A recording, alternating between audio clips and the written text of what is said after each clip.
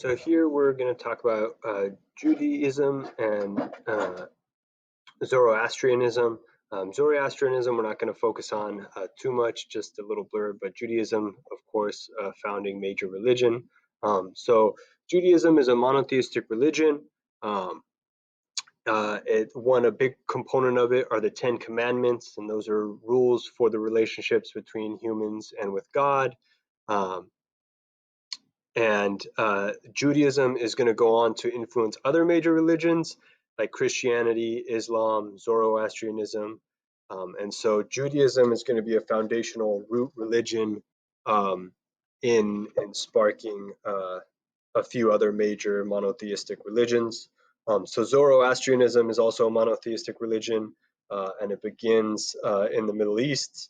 And it's going to be primarily Persian Empire is going to embrace Zoroastrianism as a religion, and then as the Persian Empire, fades away in history or declines in its might, so is the religion going to decline.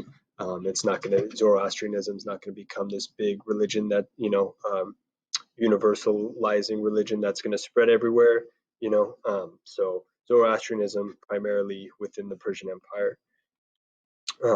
Then we have Christianity, and so Christianity is going to be kind of the major religion in most of Europe in about the 4th century. And the church is going to dominate, have a lot of power and dominate Europe along with monarchs. But the church is going to hold a lot of authority and power. And if you could see on the chart that we have a little pictograph of kind of the breakdown of different positions within the church, the structure of the church. And we also have a picture of a map, so you can see the spread of Christianity in the Roman Empire about AD 600, or also 600 CE, same concept.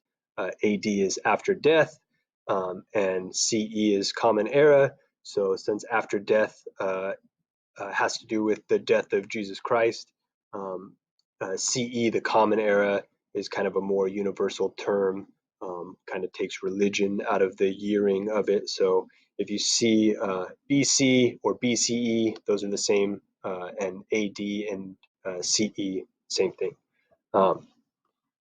So Christianity is going to spread and dominate Europe throughout most of the history, and especially early on when we're going to be talking about the early centuries up to the 1200s and so on. And so as you can see, we're going to look at it quick. We talked about Buddhism in another video, and so Christianity, we're going to look at kind of the spread, the regional spread of these religions. And so as you can see, Christianity in purple, right? So it's going to mainly spread throughout Europe, right? It will spread a little bit across North Africa, a little down the coast towards modern day Somalia, but mainly it's going to have its major hold in Europe. And then if you look at Buddhism, again, we mentioned it's going to take root in India, and then Buddhism is going to spread all throughout the Southeast, a little bit into the Middle East, and also make its way into Japan. It's going to make its way into China, and then Korea, and eventually even all the way into Japan. And so they're both going to be religions that are going to spread in terms of history relatively quickly.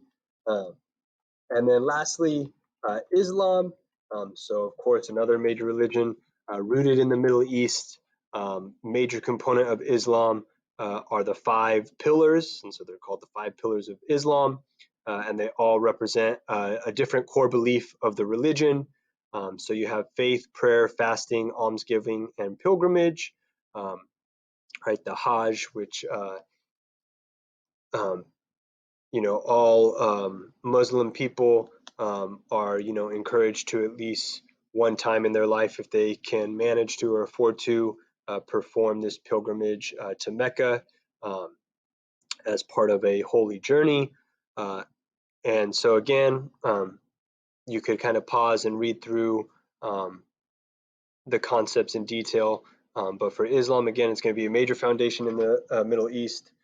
It's actually going to be, one of the roots to the cause of spreading trade and connecting cultures in North Africa and the Southeast and the Middle East.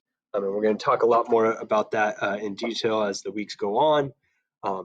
But Islam wraps up kind of our core religions in this little mini series of uh, religion videos that we've been talking about, and we'll definitely talk about more of these in detail in the coming weeks.